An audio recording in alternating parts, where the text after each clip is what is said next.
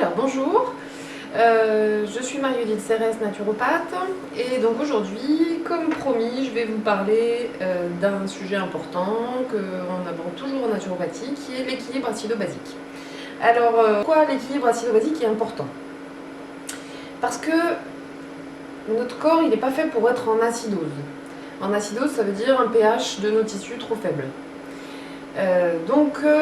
Il faut lutter contre cette acidose parce que sinon on peut avoir des maladies chroniques.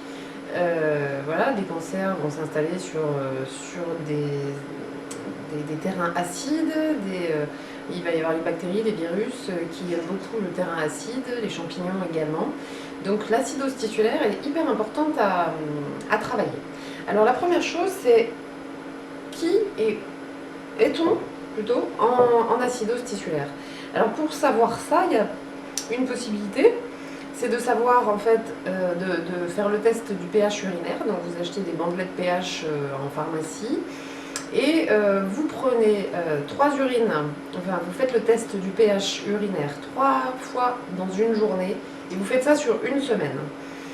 Et vous notez à chaque fois le chiffre de votre pH.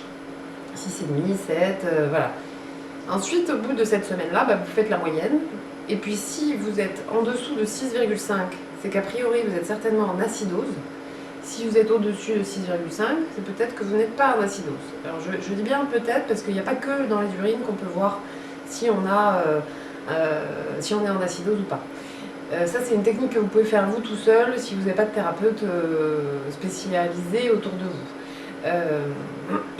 Il y a la possibilité de faire quelque chose de plus complet pour savoir si on est en acidose, c'est de tester grâce à la BEV, bioélectronique de Vincent, c'est de tester en fait le pH, la résistance et de vos urines, de votre salive et de votre sang.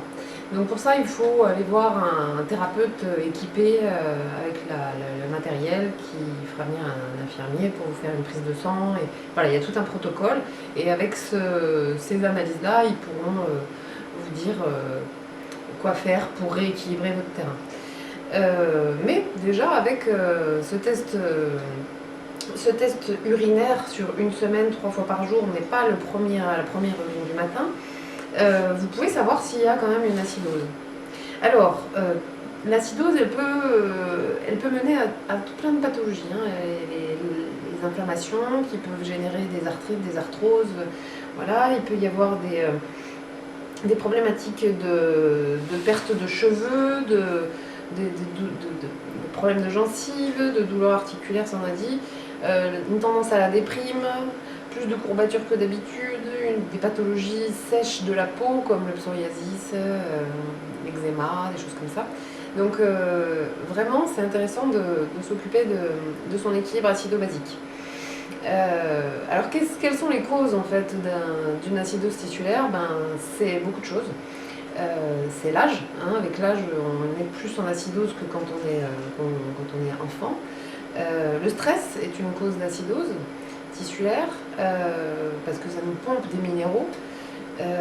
Notre alimentation qui peut être acidifiante et donc notre alimentation qui peut être acidifiante.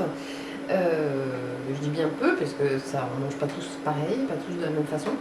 Il y a des habitudes alimentaires qu'il faut vraiment éviter pour éviter d'être en acidose. Donc ça c'est vous avez, je vais le mettre, je vous mets sur mon site internet, sur le site www.naturopathe-night.com. Je vais avoir un onglet avec les différentes fiches.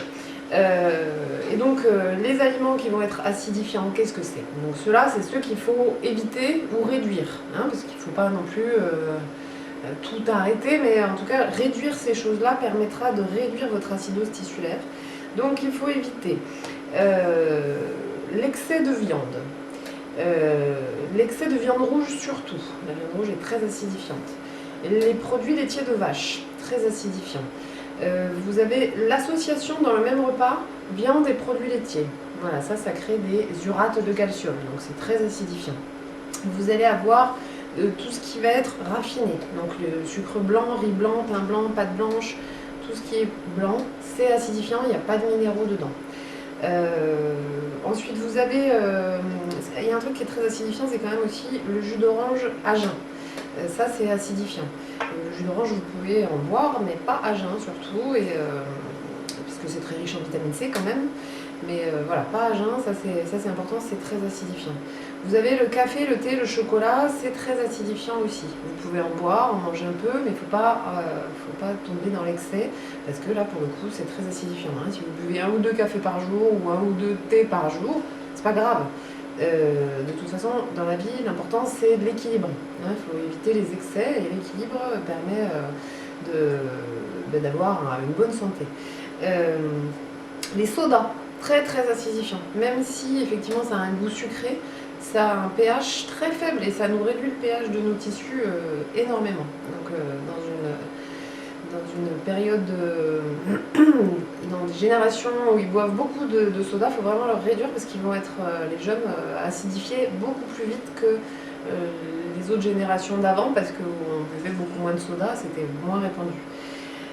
D'où aussi les maladies de civilisation, hein, quand on mange quand on boit trop de soda, quand on mange trop de viande, parce que il y en a beaucoup, il y a de la production industrielle, et ben ça fait que on y a accès beaucoup, donc les gens en mangent beaucoup par rapport à nos parents, quoi.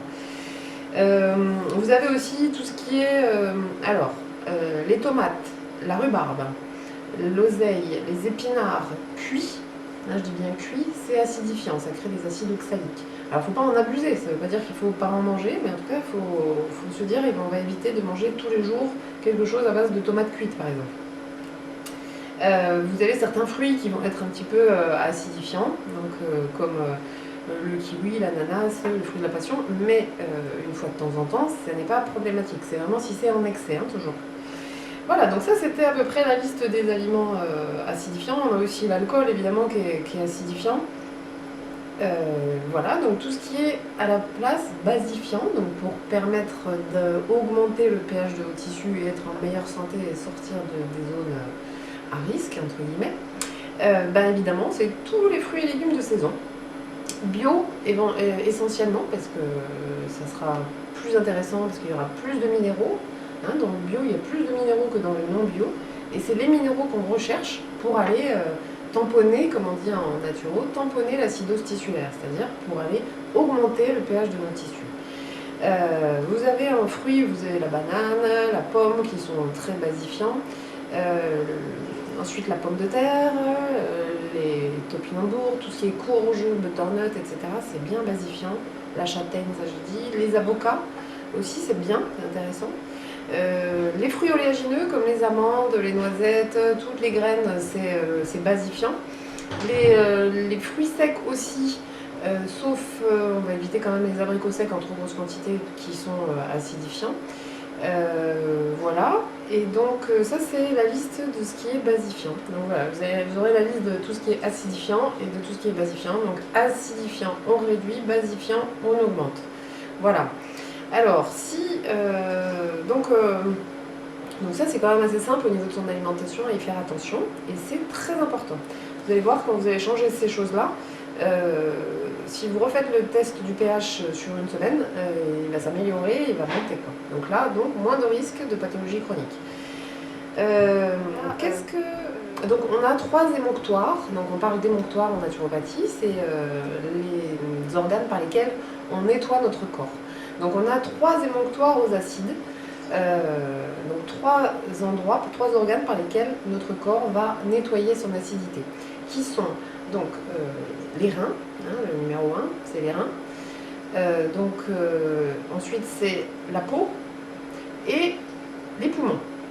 Ces 3 organes, 24 parce que évidemment, 25 même d'ailleurs parce qu'on a 2 reins et 2 poumons, hein, par ces organes-là, on va nettoyer notre acidité. Donc notre corps il est quand même bien fait, hein. Il va chercher à nettoyer cette acidité pour éviter de rentrer dans des pathologies chroniques comme l'arthrose, comme le psoriasis, tout ça. Mais des fois, on ne fait pas assez de choses qui permettent à notre corps de se nettoyer. Donc c'est pour ça que par exemple de faire du sport, c'est intéressant parce que ça nous permet de nettoyer nos acides. Faire du sport, ça nous permet, grâce à la respiration, de nettoyer nos acides par les poumons. Ça permet aussi de nettoyer nos acides par la peau, hein, par nos glandes sudoripares. Et de bien boire. Voilà, et donc de bien boire, c'est vraiment très important parce que ça permet, là pour le coup, de nettoyer les reins. Donc on va avoir des plantes qui vont nous permettre de nettoyer nos reins. Donc là, il faut quand même être accompagné par des naturopathes pour le coup, pour travailler là-dessus, parce qu'il faut peut-être éventuellement effectivement nettoyer les reins, qui est l'émonctoire principal. Hein. Donc si en fait on a des pathologies de dérivation qui vont au niveau de la peau ou au niveau ORL, c'est que les reins sont surchargés, donc il faut s'occuper des reins. Et il faut s'occuper également de tamponner la sinus tissulaire. Voilà, donc en fait ça permet de savoir, il y a des symptomatiques qui nous permettent de savoir qu'est-ce qu'il y a à faire pour aller mieux. Voilà, bah écoutez, j'ai fait à peu près le tour des choses à dire sur l'équilibre acido-basique. Changer des choses, c'est facile, c'est à votre portée et ça permet d'être en meilleure santé. Voilà, si vous voulez recevoir les autres vidéos, n'hésitez pas à liker, vous abonner et partager. Je vous souhaite une très belle journée, à bientôt!